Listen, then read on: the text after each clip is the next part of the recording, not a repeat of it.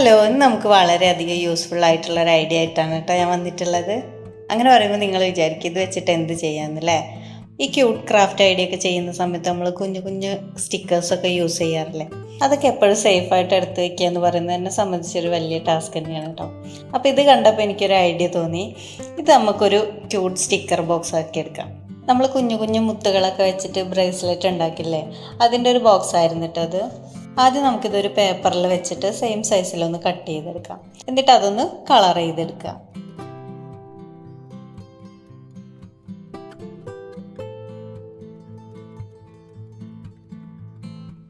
പിന്നെ ഇങ്ങനെ ഒരു ചെറിയ പേപ്പറിൻ്റെ പീസ് എടുക്കുക, അത് കളർ ചെയ്തെടുത്തിട്ട് ഇങ്ങനെ ഒന്ന് ഫോൾഡ് ചെയ്യാം.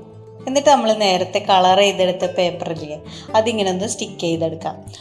ഡബിൾ സൈഡ് ടേപ്പ് ഉപയോഗിച്ചിട്ടാണ് കേട്ടോ ഞാൻ സ്റ്റിക്ക് ചെയ്തത്.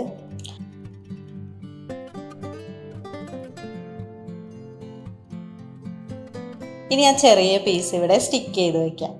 കൂടെ ഇതുപോലെ ഒരു പേപ്പറിൻ്റെ പീസ് എടുത്തിട്ട് ഇങ്ങനെ ഒന്ന് സ്റ്റിക്ക് ചെയ്യുക. അപ്പോൾ നമുക്കിത് ഈസി ആയിട്ട് ഇങ്ങനെ ഓപ്പൺ ചെയ്യാനും ക്ലോസ് ചെയ്യാനും കഴിയും. അപ്പോൾ അതൊന്ന് സെറ്റാക്കി എടുക്കാം.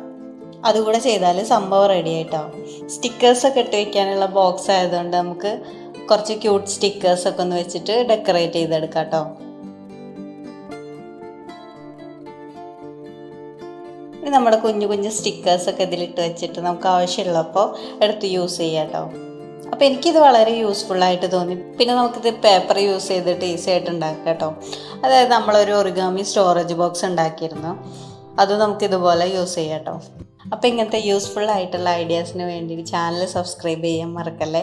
കൂടെ വീഡിയോ ഇഷ്ടപ്പെട്ടാൽ ലൈക്ക് ചെയ്യാനും കമൻറ്റ് ചെയ്യാനും മറക്കല്ലേ. അപ്പോൾ അടുത്ത നല്ലൊരു വീഡിയോ ആയിട്ട് വരാം. Bye bye, take care.